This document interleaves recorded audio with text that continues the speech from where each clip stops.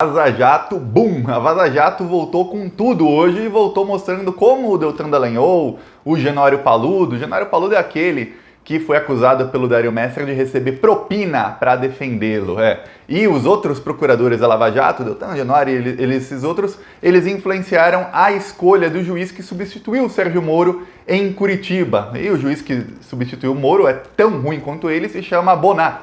E o Bonat, ele foi escolhido a dedo pelos procuradores da Lava Jato. Agora imagina, procuradores, se você acha que não tem nada errado, eles fazem parte da acusação. E aí eles escolhem o juiz. Imagina você estar num processo e você saber que os seus acusadores, ou a outra parte do processo, foi quem escolheu a dedo o juiz que mais lhes é amigável. Porque o Bonat era o mais amigável para eles, era o preferido da Lava Jato. E aí numa lista de dezenas de juízes que poderiam substituir o Moro, eles fizeram de tudo para conseguir colocar a dedo o Bonat ali. E não apenas colocá-lo ali, mas colocar 2 ou 3 juízes para auxiliá-lo ali. E uma delas é a Gabriela Hart, aquela juíza do copia e cola, que até colou a sentença do triplex, que condenou o Lula sem provas. Ela copiou e colou para condenar o Lula no sítio de Atibaia. E, inclusive, ela nem mudou a palavra apartamento pela palavra sítio na sentença dela. Simplesmente copiou e colou mesmo. E ela é uma das assessoras do juiz Bonat na Lava Jato. Ele tem 2 assessoras.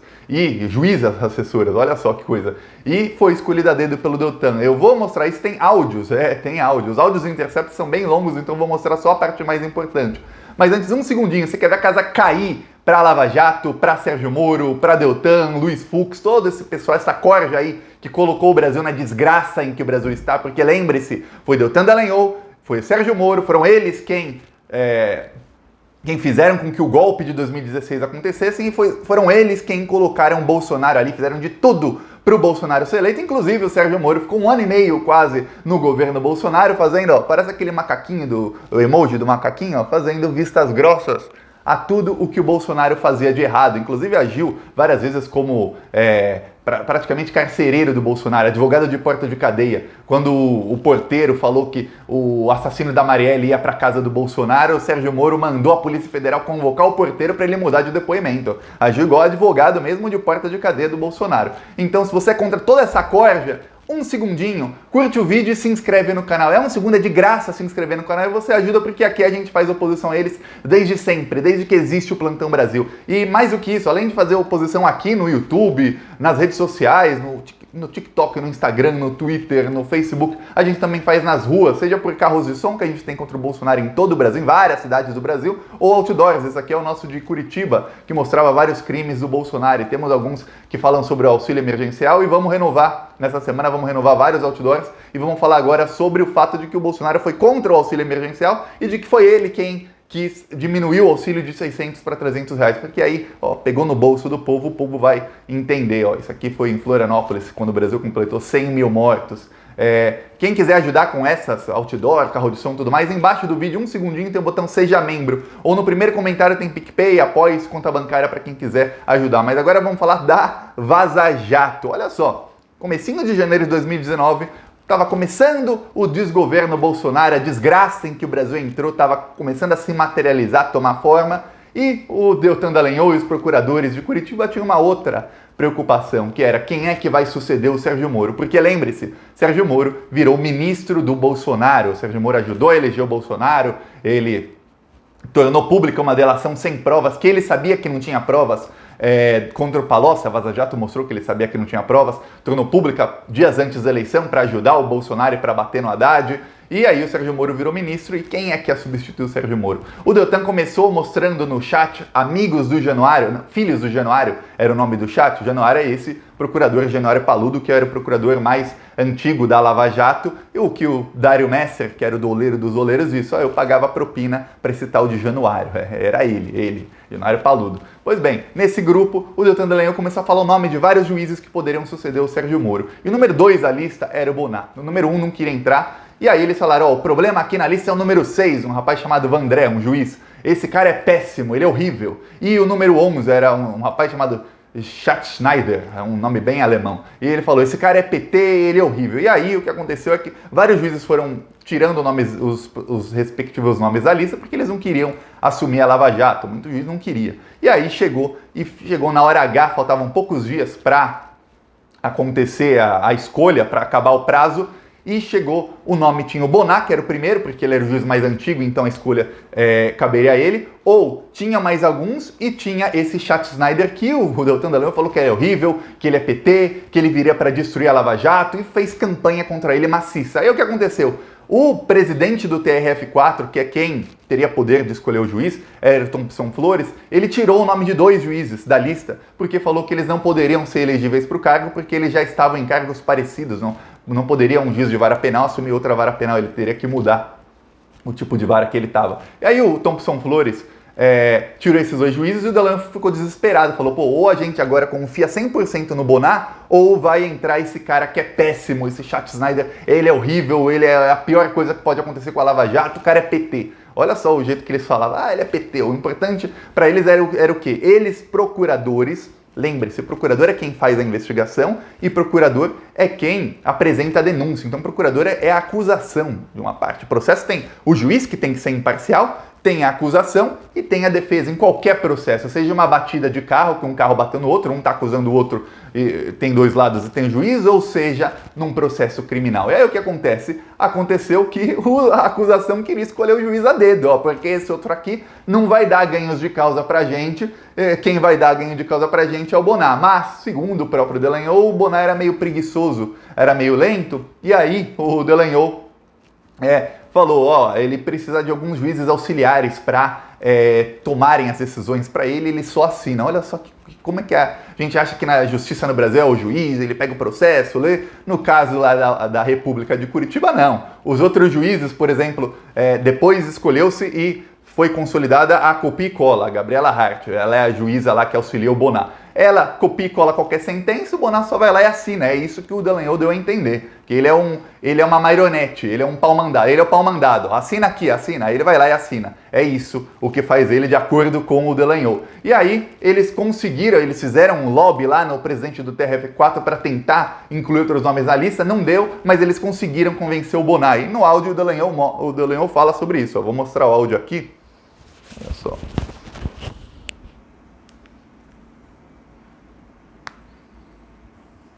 Então, olha, a gente pode ter escapado aí de uma bomba graças ao Bonar ter sido disponibilizado. Agora a estratégia é tentar buscar um apoio para o Bonar, porque ele colocou ali o nome dele por amor à camisa. Então a gente tem que conseguir um apoio. A ideia talvez seria de ter juízes assessores ali designados junto a ele. É isso que o Marcelo vai tentar, e é isso que a gente precisa que o Velter e o Januário advoguem lá no tribunal. O Marcelo, o diretor do Foro é favorável, o Marcelo Malucelli, mas o presidente teria sido desfavorável, o Gebran, por achar que poderia ter risco de nulidade, mas não tem se o Bonar assinar tudo junto, porque aí os outros 3 juízes estariam trabalhando como assessores. E parece que 3 já teriam concordado, já poderia ser o José Grey, a Bianca e o Danilo. E aí a gente ficaria num mundo ideal pra gente, porque a gente teria 3 juízes em vez de 1, com mais o Bonar assinando tudo em conjunto, que na minha avaliação afasta risco de nulidade. Esse é o plano. Abraços.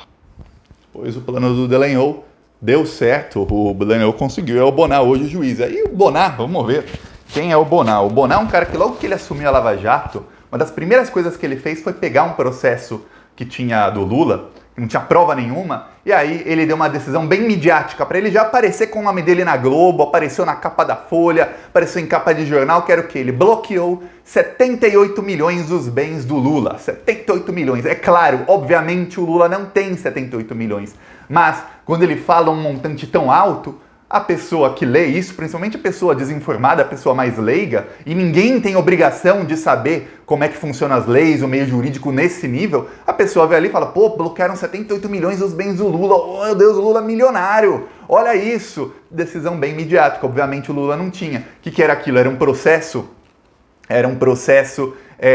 em que se dizia que o Lula recebeu da Odebrecht um terreno, e que aquilo era uma propina de um contrato da Petrobras. Aí o Bonar pegou todos os contratos da Petrobras que poderiam ter alguma propina, mesmo o Lula não sendo acusado em nenhum deles. Lula não era acusado sobre isso, mas o Bonar somou o valor montante de todos os contratos, não o montante da propina que era acusada a Petrobras de pagar a outros agentes, não ao Lula. E sim, o montante do contrato todo era 78 milhões, ele bloqueou bens de Lula no valor de 78 milhões. Bem parecido com o que o Bretas fez com os advogados do Lula faz algumas semanas. O que o Bretas fez? Ele bloqueou mais de 1 bilhão, não só dos advogados do Lula, mas também de outros escritórios de advogados, nessa operação nova aí da Lava Jato, que o Gilmar Mendes já cancelou, porque era ridículo o montante. Ele bloqueou 1 bilhão de bens, sendo que todas as propinas, fosse tudo verdade, as propinas pagas todas somadas, dava cerca de 150 milhões, se fosse verdade.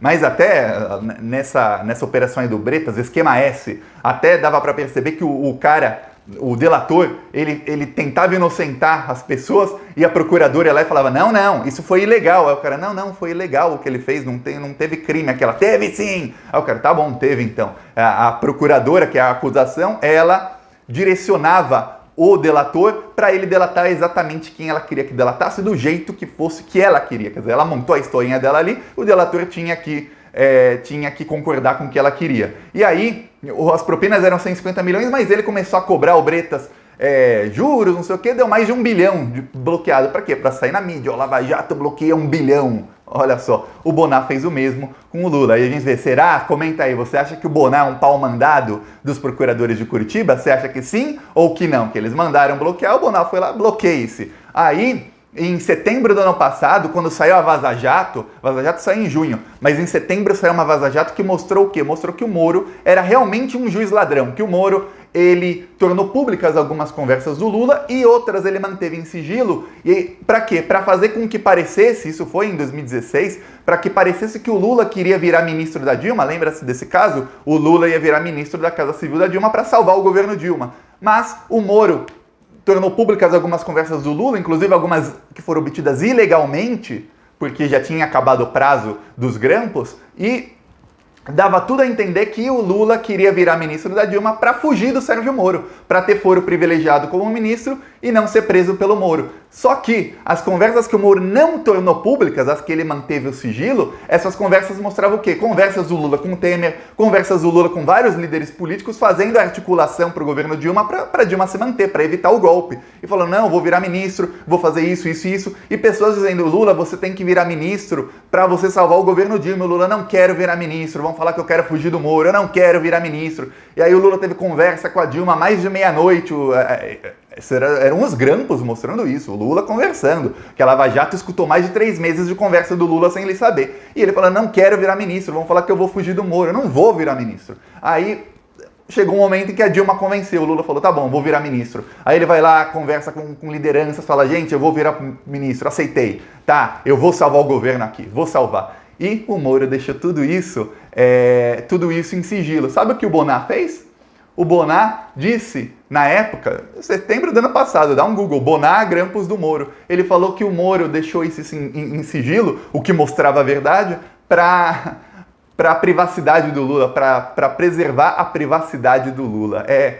O Moro tornou público áudio em que a dona Marisa falava com o filho dela, falava um monte de palavrão. Tornou público o áudio do Lula falando com um amigo dele, conversa pessoal do Lula falando com um amigo dele, o STF tá acovardado. Quer dizer, para jogar o Lula, a dona Marisa contra o STF, contra a opinião pública.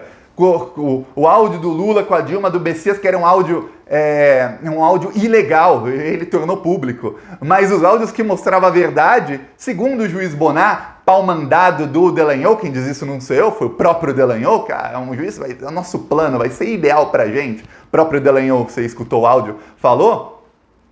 O Bonar falou que não, isso era para preservar a privacidade do Lula, que os áudios da verdade foram mantidos em sigilo. Aí você me comenta, o Bonar é um pau mandado ou não é? E tem uma coisa, o Bonar, desde que ele assumiu, o número de decisões da Lava Jato diminuiu muito, muito. Ele chega até a última parte do processo, ele nunca emite a sentença, o Bonar. É assim que está acontecendo, eu li várias matérias nas últimas semanas a respeito disso, de que a Lava Jato de Curitiba ficou bem mais devagar depois que ele assumiu. Como o próprio Deltan falou, as conversas de hoje da Vaza Jato mostram, o Bonar não tem pique, não tem pique mesmo, precisa de 2 juízas para fazerem tudo para ele só assina, de acordo com o que o Dallagnol falou que ia acontecer, mas ele conseguiu colocar a dedo o juiz. Ele ainda fala, o Bonar vai ajudar a gente por amor à camisa. Agora você me diz, um juiz tem que ter amor à camisa de um dos lados do processo ou o juiz tem que ser imparcial? Como é que o juiz tem amor à camisa dos procuradores? E o réu como é que fica?